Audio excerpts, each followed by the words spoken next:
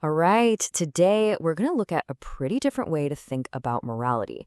So forget just a simple list of do's and don'ts. What if being a good person was actually more like architecture? A huge project of building a better version of yourself. Okay, so let's start with a little thought experiment. Just try to imagine a world where the idea of a promise, or even a lie, just doesn't exist. Like a world where nobody has that internal moral compass. Seriously, what would a society like that even look like? Well, when you boil it down, morality is kind of like a system of social traffic lights, right? It's the set of shared rules that helps us all get around without, constantly crashing into each other. It's really the basic code that lets society even work in the first place. And, that really brings us to the big question we're tackling today. Is being a good person just about following those traffic lights and, avoiding the crashes? Or is there another way to see it?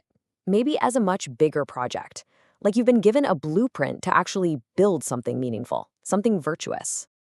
Okay, so to really get a handle on this whole architecture idea, we first have to understand the more common ways of thinking about this. Let's take a quick look at the three main pillars of secular ethics. These are pretty much the typical ways our society goes about defining what a good person is. First up, you've got the result-oriented approach. The motto here is the greatest good for the greatest number. Think of it like a moral spreadsheet, always calculating the best possible outcome. Then there's the rule-oriented view. This one is more like a law book. The motto is super simple. Do your duty, no matter what the outcome is. And finally, there's the character-oriented approach. This one treats morality like a habit. The whole idea is that you literally are what you do, over and over again. But what if there's another way entirely? This is where we get to the builder's toolkit. In this view, morality isn't a spreadsheet, and it's not a law book. Nope. It's a set of tools for a master craftsman who's building something truly valuable. This whole approach is described as a beautiful system veiled in allegory. And that's a huge clue right there. It signals that we're moving away from literal rules and into symbolic thinking.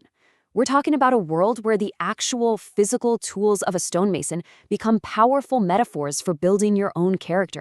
So this philosophy gives us three main working tools. First, there's the square. A mason uses it to make sure angles are perfect, right? Well, symbolically, it's for measuring if our actions are square with the truth. Next up is the level. This tool reminds us that, hey, we're all on the same journey from birth to death. We're all on the same level, so to speak. And third, you have the plumb rule. That's a weighted line that always points straight down, perfectly vertical. It's there to teach us to live an upright life, a life of integrity, without leaning one way or the other because of prejudice or temptation.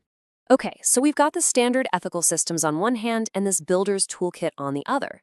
Now we get to the real heart of it all, a head-to-head comparison to show you just how fundamentally different these two approaches really are. The first huge difference is this idea of being prohibitive versus being creative. Think about it. General morality often acts like a fence. Its main job is to tell you what not to do. Don't steal, don't lie, don't hurt people. It's all about setting boundaries. But this Masonic philosophy, it's a ladder. Its focus isn't on what to avoid, but on what to build. It's about actively creating something good, aspiring to climb higher, and constantly improving the very structure of your character. All right, the second big contrast is all about the audience. Who are you being good for? Is it about your reputation, how other people see you? Or is it about rectitude, how you see yourself when absolutely no one is watching? One is focused on a public performance, while the other is all about staying true to an internal blueprint. And finally, where do the rules come from? General morality, a lot of the time, is pretty relevant. What's right or wrong can change with the times, right? But the builder's philosophy, that's grounded in universal symbols. I mean, think about it. A right angle is always a right angle. Doesn't matter what century it is. These symbols represent objective, unchanging principles that give you a stable foundation, no matter how much the culture shifts around you. So, we've compared these two systems. We've seen the differences. What's the big takeaway here? What does this all mean for you? Let's tie all these threads together into one clear idea. Okay, this brings us to the last and maybe the most important metaphor. General morality, that's the building's safety code. It's absolutely essential, right? It keeps the whole thing from collapsing. But this builder's philosophy, that's the architecture. That's the vision, the design, the thing that makes the building a beautiful and inspiring place you actually want to be in. There's a quote that just nails this perfectly. It says that one system keeps us from being bad men, that's the safety code, the fence, but the other provides the blueprints for making good men better, and that's the architecture, the ladder. See the difference? It's a complete shift from just avoiding bad things to actively aspiring to something great.